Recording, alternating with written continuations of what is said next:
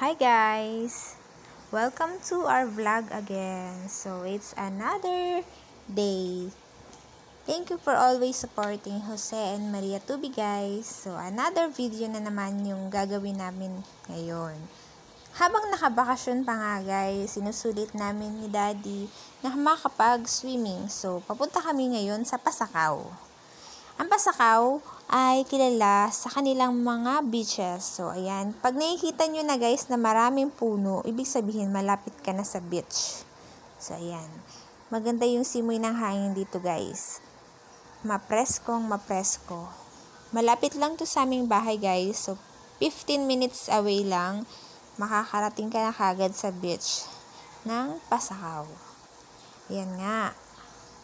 So, hapon na nang kami ay nakarating dito sa mini park ng Pasakaw, kaya naisip namin mag-snacks muna. At saka si Daddy ay nag-vlog dito guys, para may pang-content na naman siya sa kanyang Facebook account. Please follow him on his Facebook account guys, Jojo Tubig. Ayan guys. At umorder kami sa Big Brew, ayan, ng red velvet at saka caramel flavor. 39 pesos lang yan guys, sulit na. Masarap siya. At saka may dumaan na nagbebenta ng banana Q at saka maruya, bumili din kami. Sulit na sulit pang merienda. 3 PM na nga kami nang pumunta dyan guys, kasi balak namin hapon lang naman kami magsuswimming. After namin mag-merienda, ayan, punta na kami sa beach. Maraming beach dyan guys, iba't iba yung mga pangalan. Mamimili ka lang kung saan mo gusto. Mura lang yung mga entrance fee nila guys. Merong 20 pesos, merong 40 pesos. Ikaw na yung bahalang mamili. Ayan. Dyan nga kami nag-swimming guys. Hindi na kami pumunta pa dun sa dulo kasi hapon na. Gusto na kaagad namin makapag-swimming. Dahil dalawa lang kami ni Daddy. Pag ganyang dalawa lang kami, hindi na kami nagre-rent ng cottage.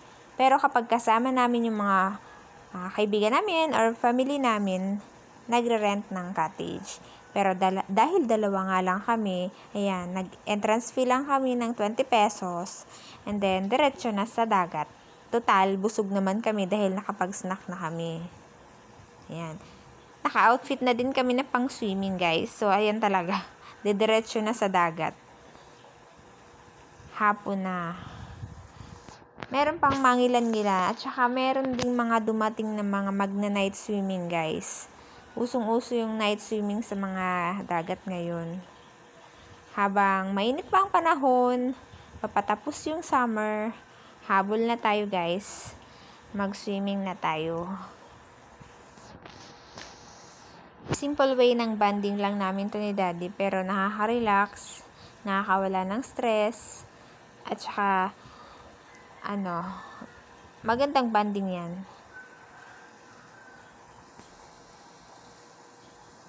Malawak yung dagat guys.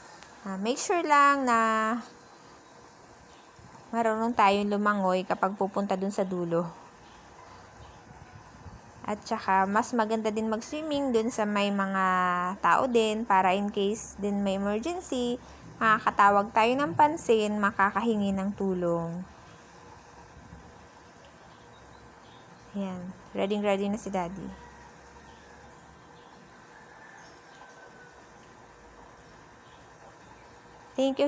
Thank you so much guys for always supporting our vlog.